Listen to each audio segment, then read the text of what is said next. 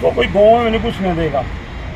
करनाल में ही हाल करो। हाँ जी, गाँव में नहीं घुसने देगा। गाँव में धक्के मार मार के बाहर निकालेंगे। जो इन्हें किसानों के साथ आप किया ना, इसको कोई किसान गाँव में नहीं बढ़ने देगा। वीरेंद्र राठौर की बहुत मिलनसार और खुशहाली करते हैं और अब की बार भाई वीरेंद्र राठौर भाई को बहुत ही विजय होगा ना कोई मुझे दिए ना कोई काम ग्राउंड पे कराया, सिर्फ घोषणाएं करते रहे, कोई ग्राउंड पे काम नहीं किया। प्रदेश में किसानों के 2 आंदोलन और चुने गए सरपंच प्रतिनिधियों की पावर को सीमित करने के विरोध को भले ही भाजपा हल्के में ले रही हो, मगर चुनाव में दोनों वर्ग गले की फांस बनते नजर आ रहे हैं। इस कड़ी में आज करनाल लोकसभा क्षेत्र के घरोंडा विधानसभा के लोगों ने जमकर भाजपा सरकार और पूर्व सीएम को लपेटा और गांव में नो एंट्री का निर्णय भी ले लिया। दशक भर से मनोहर लाल खट्टर करनाल से विधायक और सीएम के पद पर भाजपा के लिए सशक्त नेता साबित हुए और अब वे लोकसभा के दंगल में फिलहाल अकेले खिलाड़ी हैं। उनके मुकाबले में कांग्रेस राजपूत समाज से वीरेंद्र सिंह राठौर पर दांव खेल सकती है। ऐसे में भाजपा से नाराज चले रहे जाट सिख और राजपूतों की यारी भाजपा के पूर्व सीएम और वर्तमान सीएम और नेक्स्ट बनने जा रहे पीएम पर भारी न पड़ जाए। कांग्रेस में जोश है कि अब देश के पीएम नरेंद्र मोदी अपनी ही गारंटी का जिक्र करना छोड़ मुस्लिम मंगलसूत्र और मछली पर आ गए हैं। कांग्रेसियों के अनुसार आमजन सरकार की व्यवस्था से कैसे कैसे जूझ रहा है और ये मंगलसूत्र की लड़ाई लड़ रहे हैं। जगत महान संवाददाता सारिका नरवाल ने करनाल लोकसभा क्षेत्र से प्रबल दावेदार वीरेंद्र राठौर और आमजन से सीएम सिटी व अन्य मुद्दों पर बात की। नमस्कार, आप देख रहे हैं जगत महान न्यूज और इस वक्त मैं करनाल लोकसभा क्षेत्र के घरोंडा जो विधानसभा है उसमें सूची जारी न होने के कारण कांग्रेस के समर्थकों में या वोटरों में लगा लो कि जो इनके वर्कर हैं उनमें थोड़ी सी मायूसी है। उनको लगता है कि जितना देर हो गए उतना ही हमें नुकसान होगा। खैर उनका अपना तर्क है, लेकिन पार्टी नेताओं को लगता है कि माहौल बना हुआ है। कुछ दिन के जैसे ही नामांकन पत्र भरने का समय होगा उससे 1-2 दिन पहले शायद सूची जारी होगी। मैं लगातार जो पार्टी के बड़े नेता हैं उनसे भी मैंने संपर्क किया कि देरी का कारण क्या है, लेकिन असल वजह कोई नहीं बता रहा है। कुछ भी हो, करनाल लोकसभा सीट है जो बहुत हॉट हो गई है। जो पूर्व में मुख्यमंत्री रहे, 10 साल का उनका शासनकाल है और उनको अब लोकसभा में बैठा दिया गया है कि आप जाइए और वहां से चुनाव लड़िए। दूसरी ओर जो प्रदेश के मुख्यमंत्री बनाए थे, नए नए मुख्यमंत्री हैं, उनको भी बाई इलेक्शन में करनाल से उतार दिया। तो करनाल के लोगों में थोड़ी मायूसी है। वोटर क्या कहते हैं, और जो कांग्रेस के दावेदार हैं लोकसभा के, बड़ा जोर शोर से उनका नाम आ रहा है। ये पहले भी मतलब पार्टी में एक दमदार इनकी भूमिका रही है। वीरेंद्र सिंह राठौर से मैं इस बारे में जानने के लिए स्पेशल आज गोहाना से आई। भाई साहब नमस्कार। नमस्कार। नमस्कार सारिका जी। वीरेंद्र जी, बड़ा मतलब कल एक फैक्स सूची जारी होगी और उसमें वीरेंद्र मराठा का नाम है, लेकिन वो कुछ मिनटों के बाद उसको क्लियर भी कर दिया। तो क्या लगता है करनाल में आपका? देखिए, सोशल मीडिया के माध्यम से कुछ शरारत करने का प्रयास कल किया गया था। एआईसीसी ने उसका खंडन भी किया। और जहाँ तक करनाल और अन्य पूरे हमारे राज्य की बात है, 9 सीटों के ऊपर कांग्रेस पार्टी को चुनाव लड़ना है। बहुत ही मजबूत दावेदार जो हैं वो हमारे इन तमाम सीटों के ऊपर 1-1, 2-2, 3-3 नामों के भी पैनल जो है वो पार्टी के द्वारा बनाए गए हैं। और कई बार जो है वो हमारे विनिंग कैंडिडेटों के बारे में सर्वेज जो है वो पार्टी लगातार करा रही है और बहुत ही सीरियस अप्रोच के साथ भाजपा को एक मजबूत टक्कर देने के लिए, कोई भी त्रुटि की गुंजाइश ना हो, उन तमाम मुद्दों के ऊपर पार्टी का हमारा आला कमान चिंतन मंथन कर रहा है। देरी कोई नहीं है। लगभग अभी 1 महीने से ज़्यादा का समय जो है वो चुनाव के अंदर अभी है और मुझे लगता है कि वो पर्याप्त समय है। और आज या कल के अंदर ही सूची, कल पंजाब की सूची जारी हो गई है तो बिहार की सूची जारी हुई है और लगभग ये हमारी 9 सीटों की सूची भी आज या कल में जारी होने की पूरी संभावना है। माननीय उदय भान जी ने भी बयान दिया कि कुछ दिनों के अंदर सूची आ जाएगी। तो हम पूरे आश्वस्त हैं। पार्टी का पूरा कैडर, हर एक वर्कर चुनाव को लेकर के उत्साहित है। भाजपा का मनोबल बिल्कुल डाउन है और आप देख सकते हैं कि लगभग 1 महीना हो चुका है भारतीय जनता पार्टी के कैंडिडेटों की डिक्लेरेशन की। हाँ, मैदान में है वो तो जोर शोर से अपना चुनाव लड़ रहे हैं। आपने एक बात और कही कि भाई बहुत मंथन किया, एक तरह से मैं कहूँ सुई के नोक में से निकालने वाली बात। मैं अपनी बात पूरी कर लूँ। हाँ। मैं अपनी बात पूरी कर लूँ, फिर मैं उस सवाल पे आऊँगा। हाँ। आपने कहा जोर शोर से चुनाव लड़ रहे हैं। बिल्कुल। लगभग 1800 के करीब बूथ हमारे इस पूरी लोकसभा के अंदर है। जी। पिछले एक महीने में हल्का स्तरीय बैठकें करने के बाद मुझे आप एक पंचायत के अंदर भारतीय जनता पार्टी के करनाल के कैंडिडेट का कार्यक्रम बताइए। पंचायत के अंदर कोई कार्यक्रम आप बताइए, किसी भी पंचायत के अंदर आज तक भारतीय जनता पार्टी के कैंडिडेट के कार्यक्रम नहीं हुए। हालांकि भारतीय जनता पार्टी के जो कैंडिडेट हैं वो लगातार कटाक्ष जरूर कर रहे हैं। हाँ। जो मुझे लगता है कि शोभा नहीं देता। हाँ। कि मुख्यमंत्री के पद पर रहने के बाद हमेशा मुझे लगता है कि वो बड़े सम्मानित हैं। हाँ। बात अगर कम की जाए और वजनदार की जाए तो वो बेहतर होता है। अब जैसे कल इस फेक सूची के बारे में, हाँ जी। करनाल से लोकसभा प्रत्याशी जो भाजपा के हैं, हाँ। हाँ। उन्होंने एक चुटकी ली। हाँ। ये एक हल्की बात है। हाँ। ऐसी सूची तो 5 मिनट में हम जारी करा सकते हैं। हाँ। फोटो शॉपिंग करके हाँ। कि करनाल से भाजपा का उम्मीदवारी बदल गया। कहा उन्होंने। तो इस प्रकार की बातें करना ये छिछोरापन लगता है। और इस पद पे रहने के बाद और संगठन में इतना काम करने के बाद मुझे लगता है कि थोड़ा सा संयम और वजनदार बात एक व्यक्ति को करनी चाहिए। ये तो कॉमन बातें हैं। हाँ। कॉमन बातें तो हर कॉमन आदमी कर लेता है। तो अनकॉमन बातें तो नेता लोग, नेतृत्व जिस करने की क्षमता जिसके अंदर है, तो वो तो ठहरी हुई और वजनदार बातें करने का काम करते हैं। कि जिस पद पे बैठे हैं उनका एक संदेश पब्लिक में जाता है, लोग सुनते हैं। तो करनाल की जो, जैसे मैं अभी आपसे ऑफ द रिकॉर्ड भी बोल रही थी, एक्स और नेक्स्ट चीफ मिनिस्टर की लड़ाई है, तो लोगों में मैंने कई बार बात की तो कुछ नाराजगी भी जाहिर की, लेकिन कई बार ना जैसे इस सीट को भी जातीय समीकरणों में एक मक्कड़ जाल सा बन गया कि भाई यहाँ पंजाबी ज़्यादा है। संजय भाटिया इतनी वोटों से जीते थे। 2014 में जब कोई टिकट लेने वाला नहीं था, अश्वनी मीना दिल्ली से आए और बहुत वोटों से जीत गए। तो क्या लगता है कि 2024 तक आते आते वो सारी चीज़ें स्टेबल हैं या वो दूर हैं उन चीज़ों से? देखिए, करनाल लोकसभा का एक अपना इतिहास रहा है।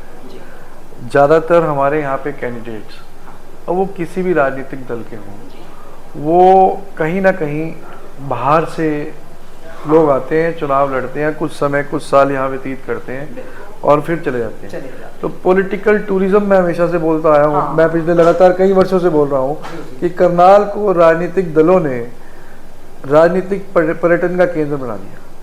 जैसे आप पर्यटन के लिए किसी शहर में जाएंगे, 4-5 दिन वहाँ घूमेंगे, उसके बाद आप जो है वापस अपने घर लौट आते हैं। इसी प्रकार से पॉलिटिकल टूरिज्म की राजनीति जो है वो करनाल के अंदर पिछले 30-40 वर्षों से चल रही है। हमारे लोग मेहनतकश लोग हैं, अपने काम में व्यस्त रहने वाले लोग हैं। पॉलिटिक्स को एक लिमिट तक वो सहन करते हैं। मतलब पॉलिटिकल लेवल पे अग्रेसिव नहीं है। अग्रेसिव नहीं है, परंतु अगर कोई एक्सट्रीम कोई पॉलिटिकल व्यक्ति हमारे यहाँ करता है तो उसकी पीएचडी भी तोड़ने का काम जो है वो हमारे यहाँ के लोग करते आए हैं। ये हिस्ट्री रही है। और पिछले 10 वर्षों में जो एक्सट्रीम करनाल में हो गया, जैसे व्यवहार, भाजपा के जो करनाल से विधायक रहे, प्रदेश के मुखिया रहे, उनका जो व्यवहार रहा करनाल के लोगों के साथ, वो अप टू द मार्क नहीं था। और उस व्यवहार की झलकियां प्रदेश भर में हर समाज को देखने को मिली। मुझे कहना नहीं चाहिए, पर जिस प्रकार से अलग अलग समाजों के बारे में टिप्पणियां करने का काम भाजपा के कैंडिडेट ने किया, वो तमाम चीज़ें जो हैं, और छोटी छोटी ज़रूरतों के लिए करनाल तरस गया। क्या है, मैंने 20 साल में देखा हमारे यहाँ के लोगों को छोटे काम के लिए डिप्टी कमिश्नर को फ़ोन कराना है, हाँ किसी को एसपी को फ़ोन कराना है, हाँ किसी के बिजली के बिल की समस्या है उसे बिजली बोर्ड के एसडीओ एक्शन साहब को फ़ोन कराना है, किसी की थाने में सुनवाई नहीं हो रही उसको एसएचओ को फ़ोन कराना है, किसी के नगर निगम में प्रॉपर्टी आइडिया सारी बर्बाद होगी उसको नगर निगम में लगातार फ़ोन कराने हैं, किसी की रजिस्ट्री है, तहसील भ्रष्टाचार का पूरा मेन अड्डा पिछले 10 वर्षों में बनी है, उसे तहसीलदार को फ़ोन कराना है। अब आप समझिए कि इन तमाम टेलीफोनों को करने के लिए ना तो कभी राहुल गांधी जी आएंगे ना कभी मोदी जी आएंगे। आपके जो स्थानीय मुद्दे हैं, क्योंकि आपका सांसद भी है, आपका यहाँ से चीफ मिनिस्टर बना और दोबारा से वो लोकसभा के लिए फिर से आगे मुकाबला कर रहा है, इन स्थानीय मुद्दों को लेकर करनाल की जनता को कांग्रेस पार्टी कितना भरोसा जता पाई है कि इस व्यवस्था से, क्योंकि 10 साल से हैं ये लोग और कांग्रेस का संगठन नहीं है, तो जब तक कोई थानेदार सिपाही आपका संगठन में नहीं होगा, आम जनता को आप ये बातें कैसे पहुंचाएं? देखिए हम तो बड़े क्लियर हैं, नहीं हम बड़े क्लियर हैं। मैं कह रही हूँ संगठन क्यों नहीं? देखिए कांग्रेस हमेशा से मास बेस्ड पार्टी रही है, हाँ भाजपा निश्चित रूप से संगठनात्मक दल रहा है, कांग्रेस हमेशा मासिस की पार्टी रही है। कांग्रेस के लोग हर गांव हर गली हर मोहल्ले के अंदर मौजूद हैं और वो लोग हैं जिनके दिल के अंदर कांग्रेस बसती है। कांग्रेस भी 2 तरह की होगी आपकी, नहीं चलिए, पर जो दिल से कांग्रेस के लोग हैं, जो दिल से कांग्रेस के लोग हैं, जिन्हें सदियां बीत गई पर वो हाथ के निशान के ऊपर ही मोड़ लगाने का काम करते हैं, वही लोग कांग्रेस पार्टी का राज भी हमेशा कायम करने का काम करते हैं। 2005 में हमारी सरकार आई, इन्हीं तमाम साथियों के भरोसे आई। 2009 में हमारी सरकार आई, इन्हीं साथियों के भरोसे आई, और आज भी उन्हीं साथियों का हौसला है कि आप इस माहौल को देख रहे हैं कि आज जो चारों तरफ कांग्रेस में ही माहौल बना है, ये इन्हीं साथियों के जोश का नतीजा है। और ये साथी जिस दिन कैंडिडेट डिक्लेयर होगा, खट्टर साहब तो कह रहे थे चुनाव में मजा नहीं आ रहा, हाँ कह रहे हैं, बिल्कुल एक तरह से ललकार गए, मैं कहूँ वो उस समुद्र की जो शांति है ना, उसको देख कर ये कटाक्ष कर रही है, गहराई नहीं वो जानते, तूफान से पहले की शांति, वो गहराई नहीं समझ पा रहे समुद्र की। मैं कह रही हूँ कांग्रेस में तूफान से पहले की, क्या इसको शांति माना जाए? बिल्कुल शांति माना जाए। जिस दिन लहर उठेगी, जिस दिन टिकट डिक्लेयर होगी, उस दिन कांग्रेस पार्टी के समर्पित साथी हर बूथ पे इतनी बड़ी लहर के साथ और जोश के साथ उठेंगे कि मनोहर लाल खट्टर जी का चुनाव जो है ना, वैसे तो उठा ही नहीं, वो जितना अभी तो रनवे पे ही जहाज दौड़ रहा है, टेक ऑफ नहीं कर पा रहा, वो रनवे पे ऊपर ही खड़ा रह जाएगा जहाज। मुझे लगता है राठौर साहब, अभी तक जो पार्टी का कैडर तैयार नहीं हो पाया, मैं संगठन की फिर से बात करूंगी, तमाम नेता अपने अपने समर्थकों के दम पर चुनाव लड़ रहे। देखिए मैं आपको बता दूं, मैं आपको सूचियां दे सकता हूँ, हर एक बूथ के ऊपर पार्टी का कार्यकर्ता मौजूद है, हमारी BLA की लिस्ट पूरी हर विधानसभा की चुनाव आयोग को हमारी सबमिट हो चुकी है, हर बूथ के ऊपर हमारी कांग्रेस की टीमें मजबूती के साथ खड़ी हैं। वो ठीक है, एक संगठनात्मक ढांचा जो होना चाहिए, डिस्ट्रिक्ट प्रेसिडेंट ब्लॉक प्रेसिडेंट, वो नहीं है, परंतु बूथ की जो लड़ाई लड़ने के लिए हमारे साथी हैं वो पूर्ण रूप से मौजूद है।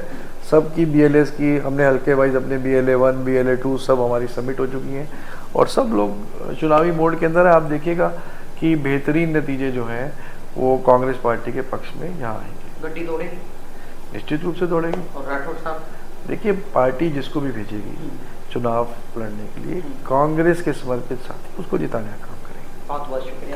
Thank you. हमारे साथ वीरेंद्र राठौर जो प्रबल दावेदार ही नहीं, इनका दावा ये भी है कि संगठन भले ही तैयार ना हो, लेकिन समर्थक और सिपाही पूरी तरह से भारतीय जनता पार्टी के प्रत्याशियों को मात देने के लिए तैयार हैं। देखते हैं कि 2 दिन के बाद अगर सूची जारी होती, राठौर साहब से फिर से हम मुलाकात करेंगे। घरौंडा से सारिका की रिपोर्ट, नमस्कार। और लगातार मैं अलग अलग विधानसभा क्षेत्र में जाकर लोगों के से भी हम जानने की कोशिश कर रहे हैं कि वो भारतीय जनता पार्टी के जो 10 साल का जो सुशासन का दावा किया जाता है, उस सुशासन से वो कितने मतलब अच्छा महसूस कर रहे हैं, क्योंकि भारतीय जनता पार्टी लगातार कह रही है कि 70 साल बनाम 10 साल।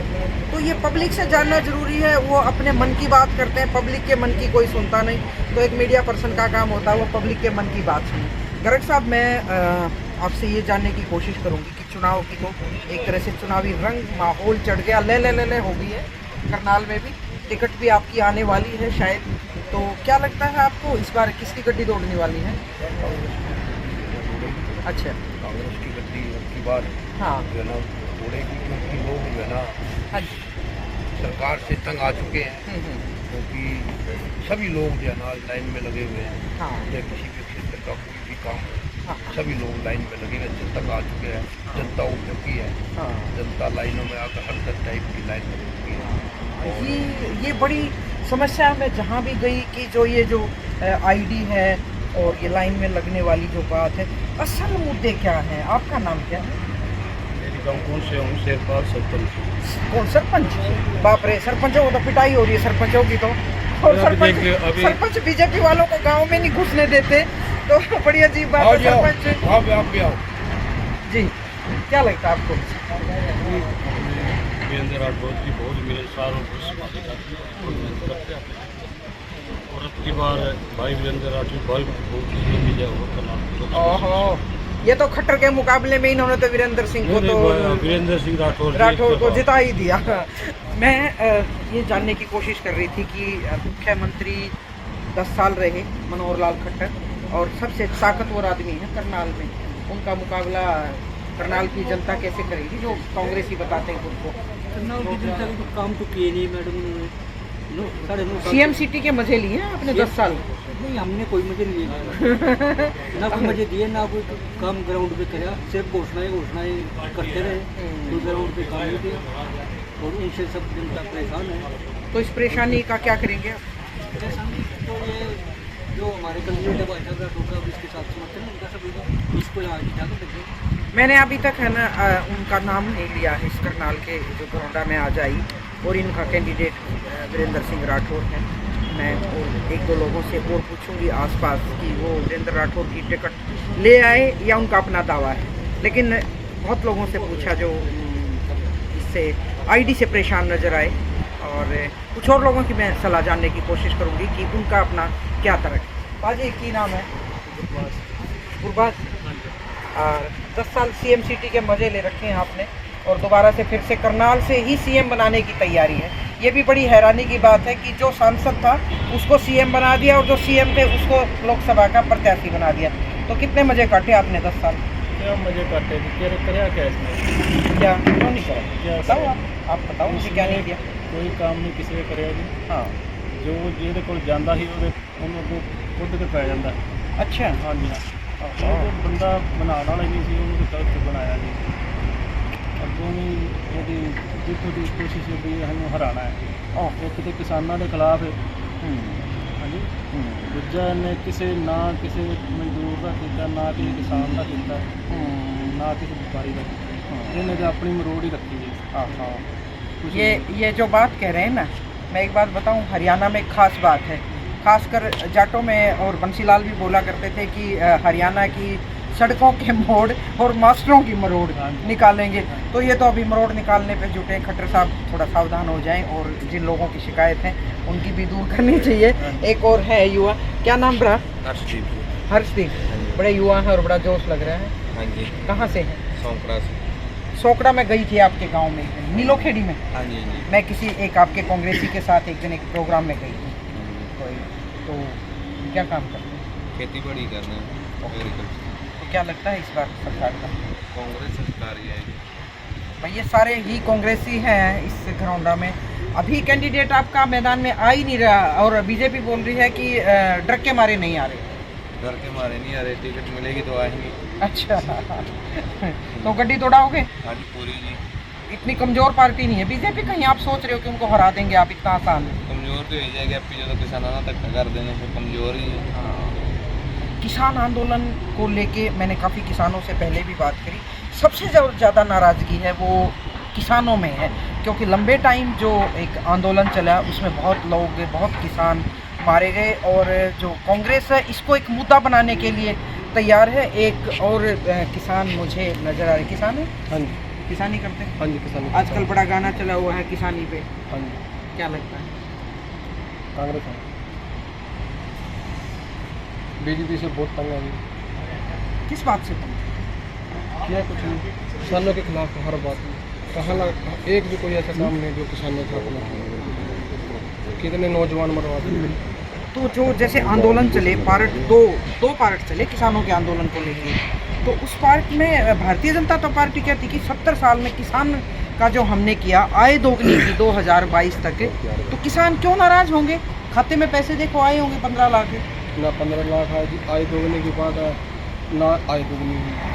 गैस सिलेंडर 1000 रुपये पर चला गया, कह रहे थे 300 रुपये देंगे, 1000 चले गए। ऐसा कोई भी काम नहीं है जो किसान के हक में किया। हम किसान हैं, ना मजदूरों के हक में भी अच्छा काम किया, ना किसानों की सिर्फ बेरोजगारी बढ़ी है, युवा फ्री है, गैंगस्टर बन रहा है, कोई कुछ करे। अगर काम होगा, रोजगार होगा तो अपने हिल्ले पे लगे, अपने काम पे लगे।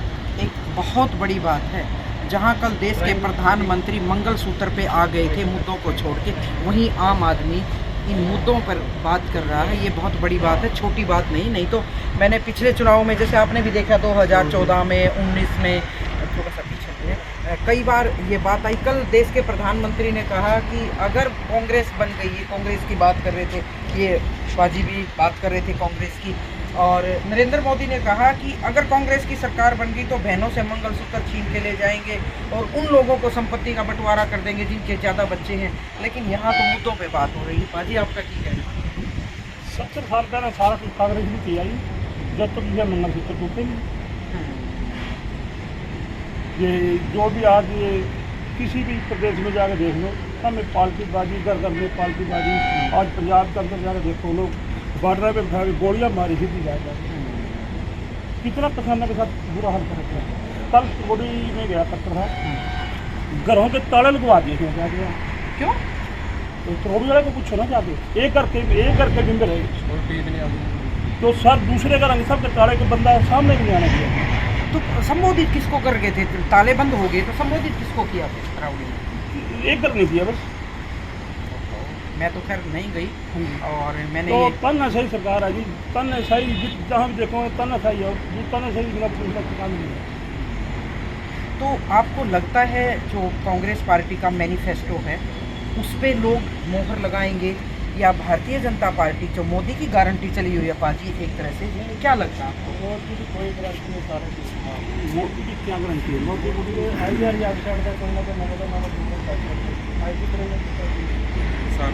जितनी वोट मांगती है, जो मिलेगी उतनी वोट ले जाता है। राम मंदिर का मुद्दा था, कोई जो भी किसी की भी शांति जगह है, चाहे कोई हिंदू है, चाहे कोई मुसलमान है, चाहे कोई सरदार कौम है, धर्म की जगह तो सब किसी की है। हाँ। इन धर्म अपना घर का अकेले नहीं बना लिया, सब घर में पार्टीबाजी। कोई तो हमारे देश में मुसलमान बैठा तो किधर जाएगा अपने देश को छोड़ के? अच्छा, राम मंदिर के कल्ले का थोड़ी है, राम मंदिर सब कश्मीर का है। ये तो एक आप एग्रेसिव वोटर हैं इसलिए बोल रहे हैं। आम आदमी को आपकी जो राहुल का मैनिफेस्टो है या जो आपकी बात है वो आम वर्कर को, आम वोटर को समझ में आएगी? बिल्कुल आएगी जी। इन बातों को देख के वो मूर्ख आदमी अभी नहीं समझ आएगी। इसमें हाल माड़े होते भी देश के अंदर जब भी समझ नहीं करी देश में, तो समझ किस टाइम करेगा तो देश में सुहागा लग जाएगा। मतलब एक बात बिल्कुल स्पष्ट क्लियर है कि जो जागरूक वोटर है वो मैनिफेस्टो पार्टी की नीतियों को देकर मतदान करेगा। हालांकि अभी कांग्रेस पार्टी के जो उम्मीदवार हैं वो मैदान में आए नहीं। खट्टर साहब ने कल एक बात कही कि कुश्ती हम तो अकेले, मज़ा नहीं आ रहा कुश्ती लड़ने में क्योंकि दूसरा कोई मैदान में है नहीं। इसको कोई गाँव में नहीं घुसने देगा। करनाल में ही हाल करो। हाँ जी, गाँव में नहीं घुसने देगा। गाँव में धक्के मार मार के बाहर निकालेंगे। जो इन्हें किसानों के साथ आप किया ना, इसको कोई किसान गाँव में नहीं बढ़ने देगा। और जो किसान होगा तो इसको बढ़ने नहीं देगा, जो किसान है तो उम्र बिता लेगा। बाप रे बाप, बड़ी खतरनाक बात है। मैं जहाँ भी सुनती हूँ किसान मंडियां तो परेशान होए पे ने, मंडियां तो बुरा हाल है जी। मैं आज तक कुछ नहीं किया। चंगी पड़ी 10-20 मंडी तो रहने में खत्म कर दी। किसान कितने धक्के खाते हैं सारी रात। अब डांड में क्या बुरा हाल करके खाना है। सारी रात 2-2 दिन 4-4 दिन किसान धक्के खाते रहते हैं, ट्रैक्टर पर सड़कों में रुलते रहते हैं। भारतीय जनता पार्टी के तमाम नेता जो इस तरह के दावे करते हैं कि हमने इतनी सारी फसलों का बहुत ज़्यादा रेट दिए हैं, वो इधर की मंडियों में इधर के किसानों से इनकी सुने। मैं तो कहती हूँ जो भी व्यवस्था, जो उनके दावे हैं वो अपने दावे और हकीकत में खुद ही चेक कर ले। हालांकि ये तो मतदाता तय करेंगे कि 25 मई को किसके मैनिफेस्टो पर या चेहरे देखकर या धर्म देखकर कोई बटन दबाएगा। ये तो समय ही बताएगा। जब 4 जून को मशीनों का ढक्कन खुलेंगे तब देखते हैं कि हरियाणा में इन 10 सीटों पर वोटर किसको अपना प्यार लुटाते हैं। घरौंडा से सारिका की रिपोर्ट। नमस्कार।